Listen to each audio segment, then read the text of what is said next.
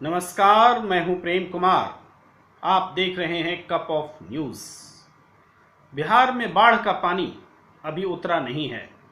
Corona की महामारी खतरे की घंटी बजा रही है, मगर चुनाव का बुखार नेताओं पर चढ़ने लगा है। आप चाहें तो नशा भी समझ सकते हैं, क्योंकि एक नशा सुशांत सिंह मामले को लेकर भी दिख रहा है। बिहार बीजेपी ने सुशांत सिंह की तस्वीर के साथ पोस्टर जारी किया है। पोस्टर में लिखा गया है, न भूले हैं न भूलने देंगे। जबकि मुंबई पुलिस के बाद सीबीआई सुशांत की मौत के रहस्य के बारे में कोई बड़ा खुलासा अब तक नहीं कर पाई है। सियासी नशे में नेता भी हैं जो अभी मुद्दा तय करने में लड़खड़ा रहे हैं।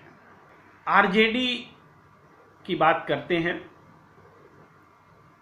तेजस्वी यादव ने युवा सरकार, नई सोच, नया बिहार, युवा सरकार अब की बार नारा दिया है।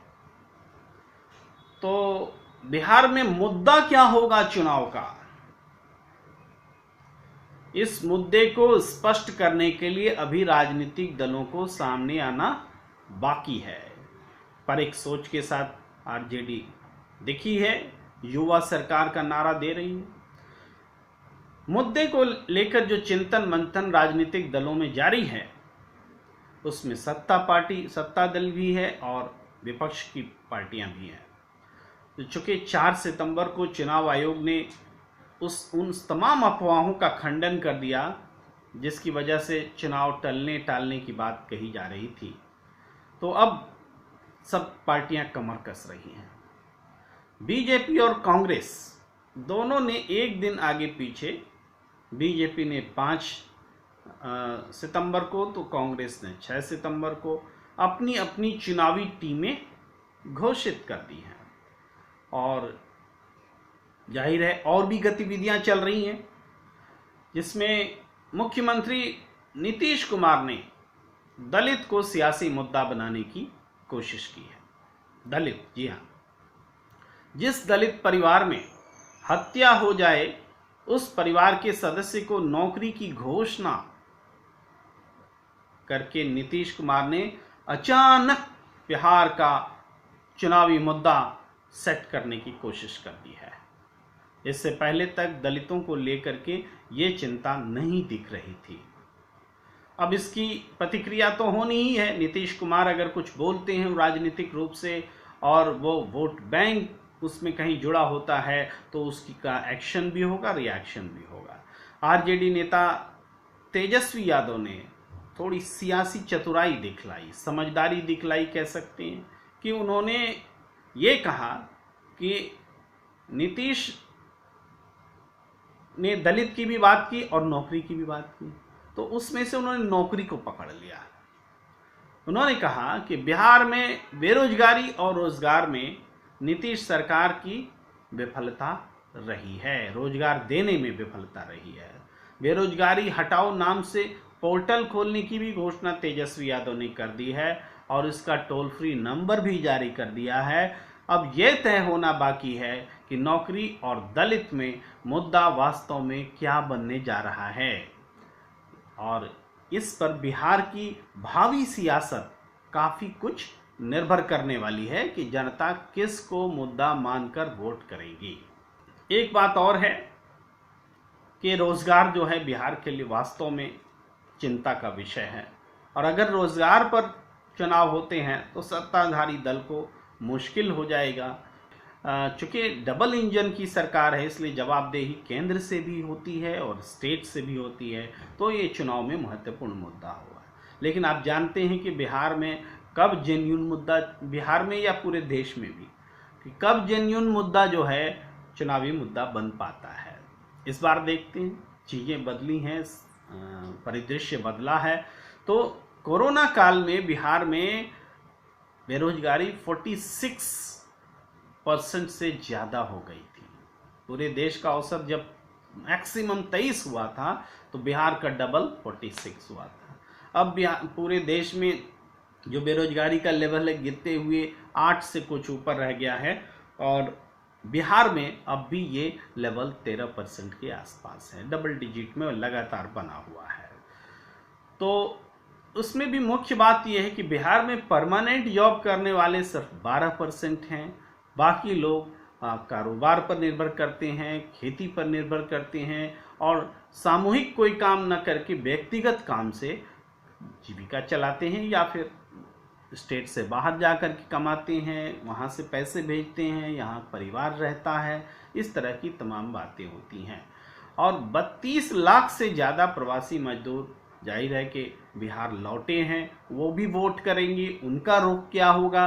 वो क्या 2005 की तरह नीतीश कुमार को वोट करने वाले हैं, या कि नीतीश कुमार से अपना गुस्सा दिखाने वाले हैं? इस पर भी बिहार की सियासी तस्वीर निर्भर करने वाली है।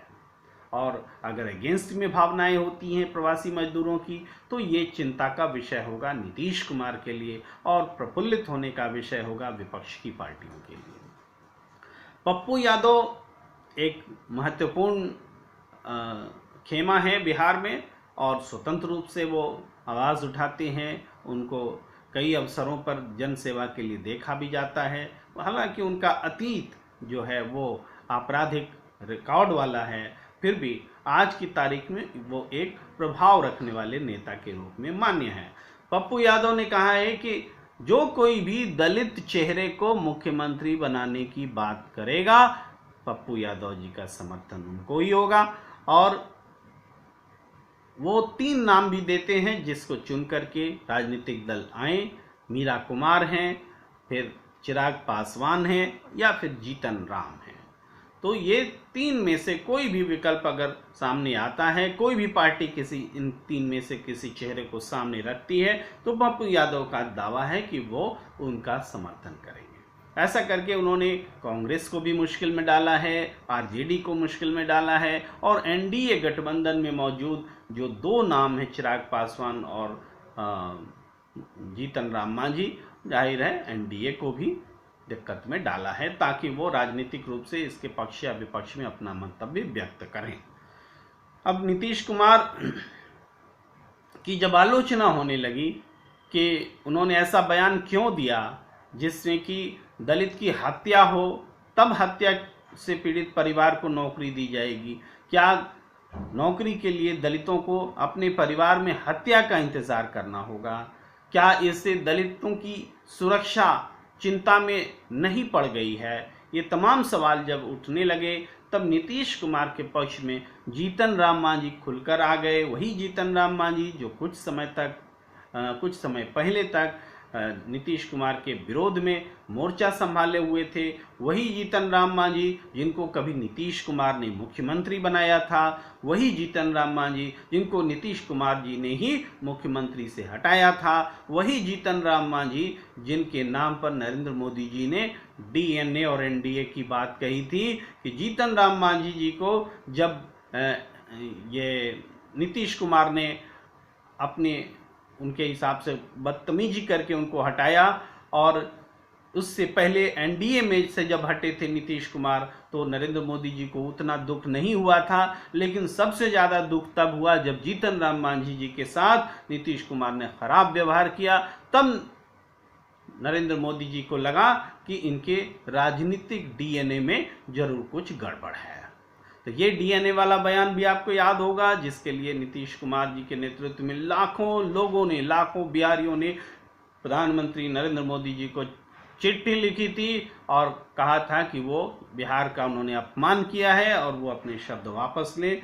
लेकिन न तो अब चिट्ठी की बात कोई याद करता है, न कभी बीजेपी ने या नरेंद्र मोदी जी ने इस बात पर कभी माफ़ी मांगी।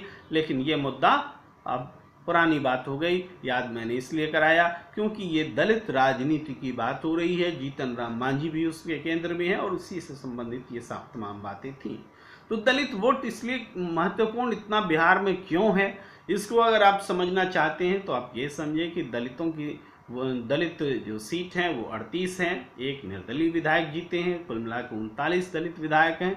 और इसमें से अगर पार्टी दलगत आधार पर आप देखें तो एनडीए के पास में कुल 18 दलित विधायक हैं और महागठबंधन के पास 21 दलित विधायक। एनडीए में जो दलित विधायक हैं उनमें आप देखें बीजेपी के पास 5 हैं, तो जेडीयू के पास 10, हम के पास 1 हैं और 2 निर्दलीय विधायक हैं।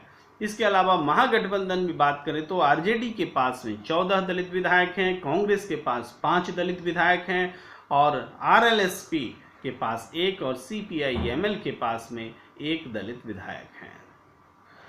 जाहिर है कि जब ये दलित की राजनीति हो रही है तो इसके कारण को भी समझना पड़ेगा कि क्यों दलित मुद्दे को टॉस किया गया है और वो भी नीतीश कुमार जी के मुंह से टॉस किया गया है। इसकी ज़रूरत तो समझने की ज़रूरत है कि दलितों का आधार जो है जेडीयू का दलितों के बीच जो आधार है वो उस आधार के प्रति वो क्या चिंतित हैं, ये सवाल उठता है कि क्या इसीलिए उन्होंने ये राग छेड़ा है। और दलितों के जो 2 बड़े नेता हैं वो एनडीए में ही हैं, इसके बावजूद इसकी चिंता क्यों पड़ रही है। तो बात साफ है कि चिराग पासवान के लिए एनडीए में बने रहना अब ठीक वैसे ही मुश्किल हो चुका है जैसे पिछले चुनाव में लोकसभा चुनाव के दौरान आरएलएसपी को एनडीए में बने रहना मुश्किल हो गया था और उनको गठबंधन छोड़ना पड़ा था। तो अब यही स्थिति इनके पास है। नीतीश कुमार बिल्कुल नहीं चाह रहे हैं कि चिराग पासवान को इतना वजन दिया जाए, इतनी सीटें दी जाए कि वो एक शक्ति के रूप में चुनाव के बाद सामने खड़े हों और जब उनको मुख्यमंत्री बनने का सवाल सामने आएगा तो चिराग पासवान उनका समर्थन नहीं करेंगे, ये बात भी वो जानते हैं। ऐसी स्थिति में वो उस प्रेशर को ख़त्म करने के लिए चुनाव से पहले ही एनडीए के भीतर ये घमासान है। तो इस वजह से उन्होंने दलितों का जो कार्ड खेला है, पहले तो उन्होंने जीतन राम मांझी को अपनी पार्टी में बुलाया, उसके बाद भी जब स्थिति बनती नहीं दिख रही है, दलित उनके प्रति एकजुट होते नहीं दिख रहे हैं क्योंकि श्याम रजक जैसे दलित नेता भी पार्टी छोड़कर आरजेडी में चले गए हैं। तो ऐसे सिचुएशन में जो क्षतिपूर्ति कह सकते हैं उस रूप में उन्होंने ये कोशिश की है कि दलितों को अपने गिर्द समेटा जाए और ये पहल की है।